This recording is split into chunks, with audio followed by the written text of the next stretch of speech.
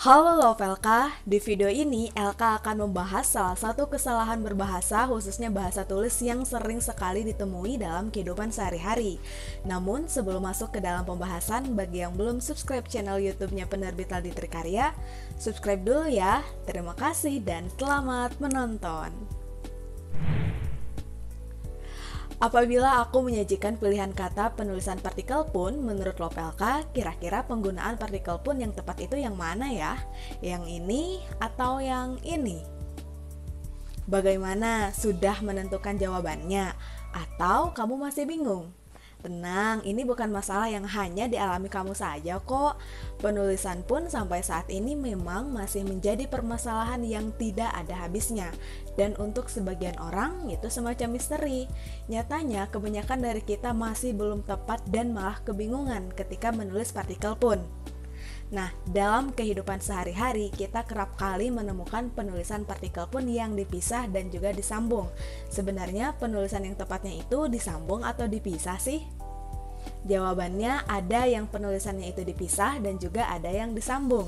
Namun kesalahan yang sering kita lakukan adalah kita acap kali keliru dalam menulis partikel pun yang seharusnya dipisah dengan kata yang mendahuluinya malah digabungkan. Begitu pula sebaliknya, yang seharusnya digabungkan malah dipisah. Sebuah ironi sekali ya bagi kita selaku pengguna bahasa Indonesia. Nah, untuk itu mari kita akhiri kesalahpahaman kita dalam menulis partikel pun. Lantas, bagaimana cara paling mudah untuk mengenal antara pun yang ditulis secara terpisah dengan kata yang mendahulunya dengan pun yang ditulis secara tersambung atau terangkai dengan kata yang mendahuluinya? Nah, pun merupakan sebuah partikel yang dalam KBBI setidaknya mempunyai 5 arti. Arti yang pertama dan paling utama adalah juga atau demikian juga. Arti yang lainnya adalah meski, biar, kendati, dan untuk menguatkan atau menyatakan pokok kalimat. Pun yang berarti juga ini ditulis secara terpisah dengan kata yang mendahuluinya. Misalnya kata yang tadi aku tanyakan di awal yaitu ada pun, contoh lain adalah siapapun, dia pun, orang pun, dan lainnya. Berkaitan dengan pun ini, ada 12 kata hubung yang mengandung pun yang wajib ditulis serangkai atau disambungkan.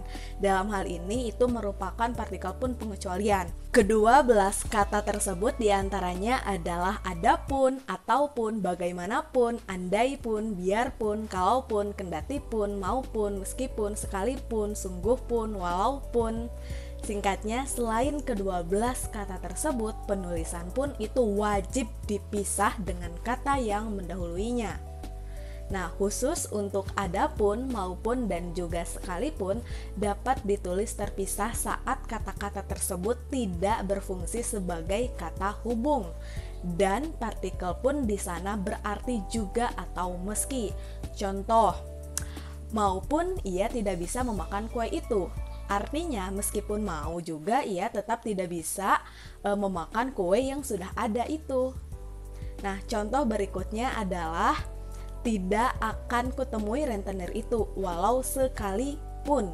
Artinya orang yang bersangkutan tidak akan menemui rentenir walau hanya sekali juga. Contoh yang ketiga adalah ada pun makanan itu tidak akan dimakan olehnya. Artinya walaupun ada juga ia tidak akan memakan makanan itu.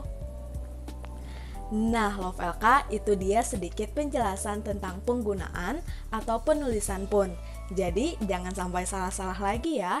Apabila ada pertanyaan, silahkan tanyakan di dalam kolom komentar. Dan apabila ada rekomendasi masalah kebahasaan apa yang harus LK bahas, bisa juga sampaikan di dalam kolom komentar. Oke, sampai di sini saja ya. Sampai jumpa di video yang lain.